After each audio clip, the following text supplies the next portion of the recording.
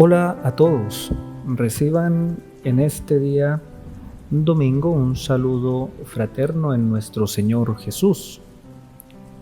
Vamos reflexionando y adentrándonos cada vez más en esta reflexión acerca de nuestras enfermedades espirituales para poder también descubrir en el Señor aquellas soluciones, aquellos remedios que nos puedan llevar a nosotros a transformar nuestra vida, a ser capaces de volver a nuestra dignidad primera y de esta manera poder nosotros retomar aquello que hemos perdido, esa esencia y naturaleza de ser hijos de Dios.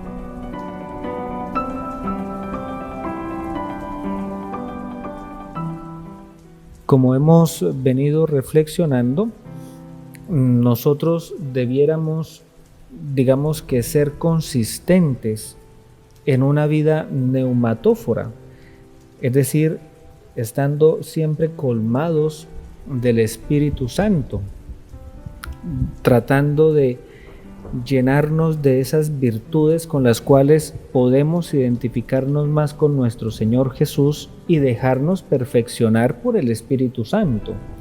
En esto nosotros estaríamos cada vez más cerca de ser imagen y semejanza de Dios, del Dios que nos ha creado, del Dios que nos ama. Y en ese orden de ideas, pues la acción neumatológica debiese a nosotros conducirnos a una verdadera santidad, solo que también, como hemos reflexionado, nosotros nos hemos dejado invadir por ese pecado ancestral, por esa autonomía, como se presenta en términos modernos, entre comillas, que nos lleva a nosotros no estar junto a Dios, sino estar frente a Dios, contra Dios, en un acto de confrontación, buscando quién es el que se queda con el lugar más importante y privilegiado del corazón. Y esto pues es un acto de locura, ¿no? Porque ¿cómo podemos nosotros llegar a despreciar el amor, la misericordia, la bondad, la ternura de Dios? Bueno, pues lo hacemos. Y eso es una locura. Es decir, nos hemos vuelto por el pecado dementes y nosotros asumimos que esta es una realidad meramente digámoslo así, como legal, moral, y no, es una realidad que destruye el alma, que nos lleva a degenerarnos, y nosotros no hemos caído en la cuenta de eso. Pensamos simplemente que el acto del pecado pues es un acto malo. Sí, cometí algo malo, cometí una mala acción, pero pues me encamino hacia un confesionario y que me absuelvan y ya dejo ese acto malo olvidado. Pues no, es una realidad que al estar encarnada nos consume por completo y por eso somos reincidentes. Y por más que uno diga, bueno, ¿yo por qué no soy capaz de dejarlo? ¿Yo por qué no soy capaz de cambiar? Pues es porque precisamente uno se ha cerrado por completo a la gracia de Dios. Es porque nosotros definitivamente hemos renunciado a esa capacidad neumatológica para poder nosotros dejarnos invadir por la gracia de Dios.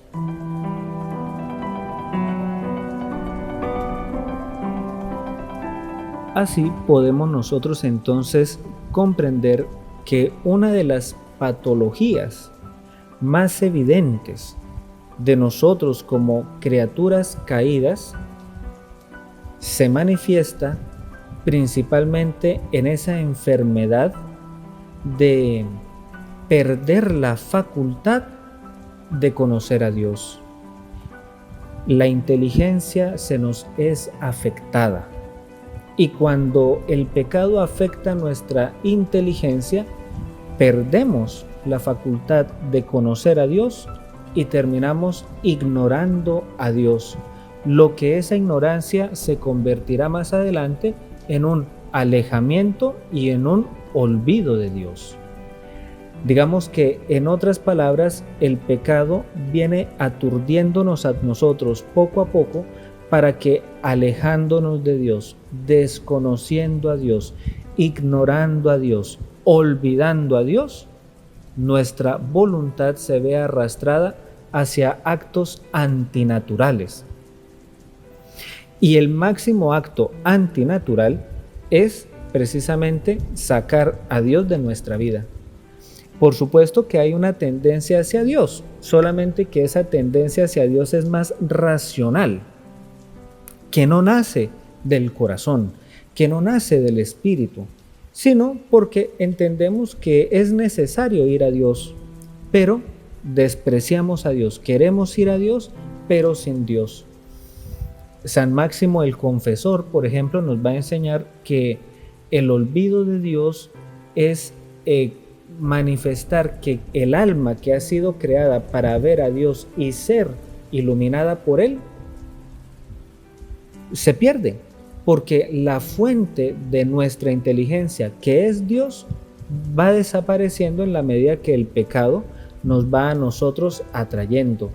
Por eso, por el pecado, nuestra vida se vuelca hacia las cosas sensibles, hacia las cosas materiales, y nos olvidamos de cuál es nuestro propio fin. La inteligencia sana o un conocimiento sano asume y resume toda la naturaleza de las cosas, tanto visibles como invisibles, en Dios, porque se comprende a través de un alma, de una conciencia, de una inteligencia sanas, que Dios es el origen y la fuente de todo. Recordemos esas palabras magistrales de San Basilio Magno: Dios que es monarquía, monos, arge, monos uno, arge, origen, único origen. Entonces, cuando hablamos de monarquía, que hablamos del único origen de todo, pues es porque definitivamente uno es capaz de reconocer a Dios como la fuente de todo, de absolutamente todo y el origen de todo. Pero cuando nuestra visión es inadecuada, cuando nosotros contemplamos de manera desordenada las cosas, cuando nuestra inteligencia está enferma, cuando nuestro conocimiento es enfermo, nosotros lo que llevamos es a separar, a dividir todo, y nos olvidamos de esa unidad ulterior de todas las cosas, donde Dios ya no es el origen, sino que cada cosa tiene su origen, o yo mismo me pongo como el origen de las cosas, o simplemente busco en las cosas un refugio para poder llenar vacíos, compensaciones, actitudes, afanes, y desconozco quién es el hacedor de todo.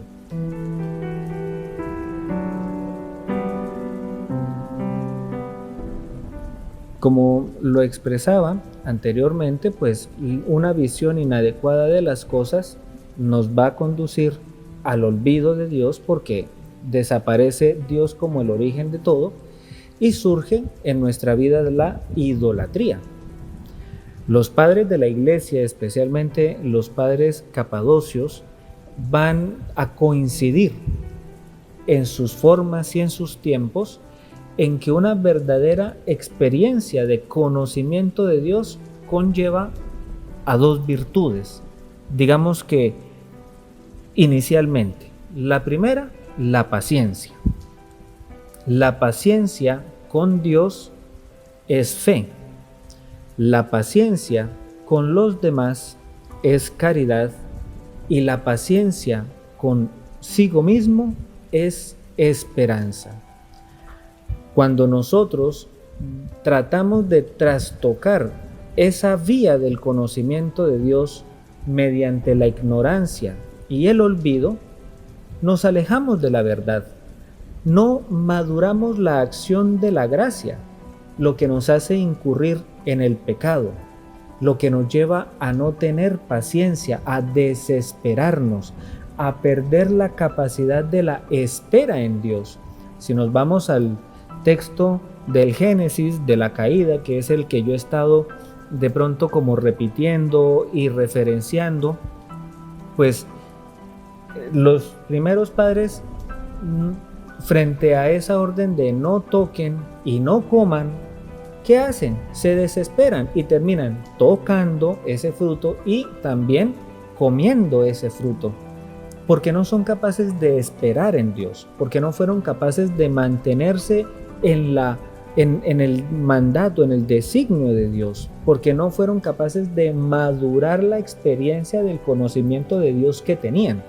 Y eso los llevó a incurrir en el pecado, porque no fueron pacientes en el Señor. Entonces, si ahí nosotros empezamos a construir nuestra vida, pues nosotros tampoco somos pacientes con el prójimo, y por eso en nuestras vidas hay tantas faltas a la caridad en todos los ámbitos y también en nosotros mismos. Cuando nosotros no somos capaces de tenernos paciencia, pues se pierde todo ánimo de esperanza, porque terminamos nosotros cayendo en la desesperanza y en la desesperación, que no hay salvación ya para nosotros, que todo está perdido y que no hay absolutamente ningún ápice de redención para nosotros. Pero todo es porque nuestra inteligencia, ya envenenada por el pecado, nos lleva a distorsionar toda la verdad, toda la realidad. Nos lleva a nosotros a buscarnos solamente a nosotros mismos, y nuestros criterios siempre van a ser engañosos. La otra virtud de la que los padres capadocios van a coincidir en sus enseñanzas es la capacidad de asombro. Yo sé que esta expresión la han escuchado mucho o de manera muy repetitiva de parte de su santidad el Papa Francisco. Si uno se vuelca hacia las cosas temporales solamente, el abuso de la búsqueda de estas cosas anulan en nosotros la capacidad de dejarse sorprender tanto por Dios como de la creación misma. Surge una desviación de la contemplación para no asombrarse, sino simplemente para esconderse y ver con ojos corporales la mirada del mundo. Cuando el pecado ha entrado en nosotros, lo que hace es que nos quita a nosotros la capacidad de pregustar, de degustar, de fascinarnos por Dios, y de pregustar, de degustar y de fascinarnos por lo que Dios ha creado y nos ofrece a nosotros como dones y gracias. Y hablo de que terminamos escondiéndonos, es porque cuando nuestros primeros padres pecan, ellos inmediatamente se dan cuenta de su desnudez y salen a esconderse. Y aquí es importante porque esa falta de capacidad de asombro nos deja ver siempre nuestro pecado, nuestra mundanidad, nuestra bajeza, pero no nos lleva a reaccionar. O sea, sí, nos hace ver que estamos mal, que somos soberbios, que somos lujuriosos, que somos golosos, que somos perezosos, pero ¿qué hacemos frente a eso? Nada. Cuando nosotros tenemos la capacidad de asombro, podemos nosotros ver el revestimiento glorioso de ser creación de Dios. Perder esa capacidad es caer en la ceguera espiritual. Si nosotros tuviéramos la capacidad de asombro a través de la gracia por una verdadera inteligencia espiritual, seríamos capaces de, al ver el revestimiento glorioso de ser creación de Dios, ante nuestro pecado haríamos algo. Porque entendemos que esa gracia, que ese revestimiento divino es mucho más grande, es mucho más importante, es mucho más valioso que seguir ahí sumidos en el pecado. Entonces, eso es lo que hace una inteligencia dañada, llevarnos a esa estocada final que tenía preparada el diablo para él poder adueñarse de la creación, hacernos simplemente ver que sí, que claro, que estamos mal, que somos pecadores, pero ¿dónde está el cambio? La reparación, la acción de cambiar, la conversión, la metanoite. Sin la capacidad de asombro es difícil alcanzar ese misterio.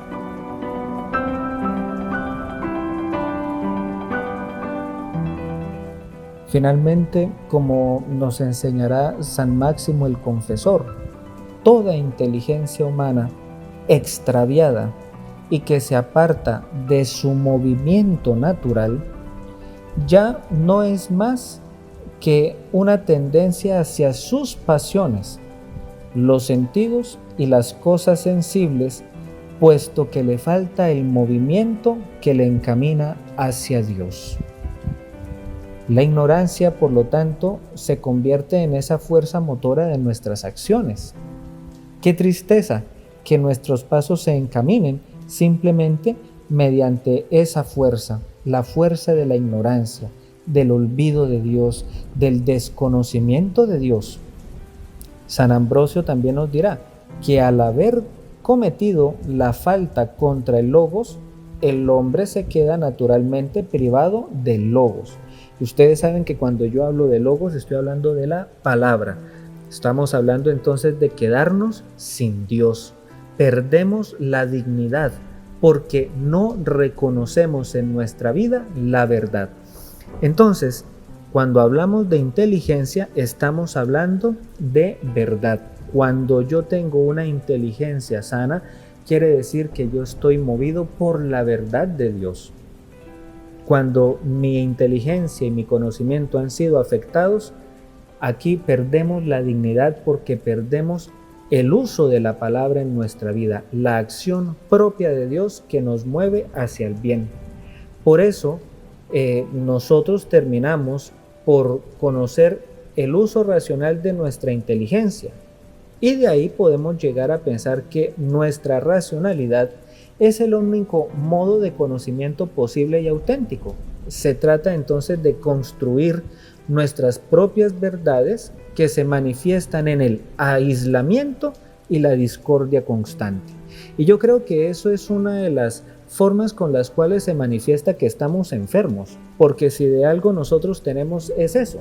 Primero, el ánimo, la intención, la tendencia de siempre pensar que nuestro pensamiento, nuestra racionalidad es. Y número dos, si los otros están en contra de mi forma de pensar y de actuar, pues simplemente me aíslo al yo con yo, a mi verdad, a lo que yo pienso, a lo que yo creo, a lo que es y se acabó.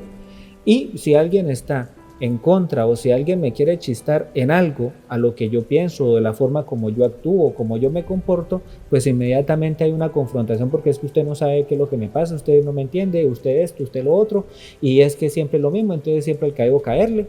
Y entonces nosotros terminamos es por mantener una verdad, pero con B minúscula, como si fuera la absoluta, sabiendo que es mi propia verdad. Y en esa construcción simplemente me aíslo, me alejo y termino siendo pues un motivo de división y no de unión por la verdad de Dios.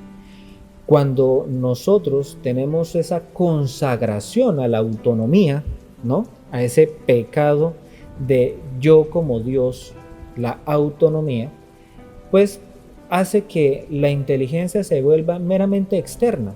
Nuestro razonamiento es simplemente de las cosas de este mundo. Eso es lo que los padres de la Iglesia van a llamar la separación del espíritu y del corazón. Pues no solo es ahora la separación de Dios, de nosotros de Dios, sino la de uno mismo.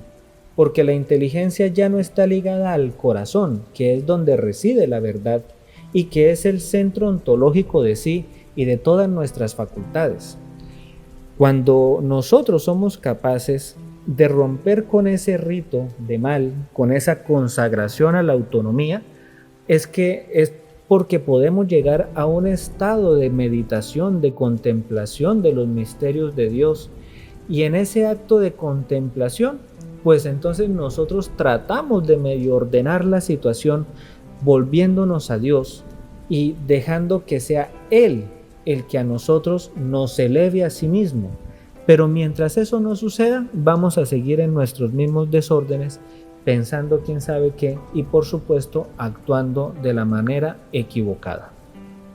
Pues bien, bajo estas enseñanzas, bajo estas motivaciones, tratemos nosotros de buscar que el Señor nos dé esa salud de la inteligencia, del conocimiento, para nosotros apegarnos a Él, acercarnos a Dios, dejar de rechazarlo, dejar de ignorarlo, dejar de olvidarlo, a ver si nosotros podemos entonces reconstruir nuestra vida en el Señor y únicamente en Él.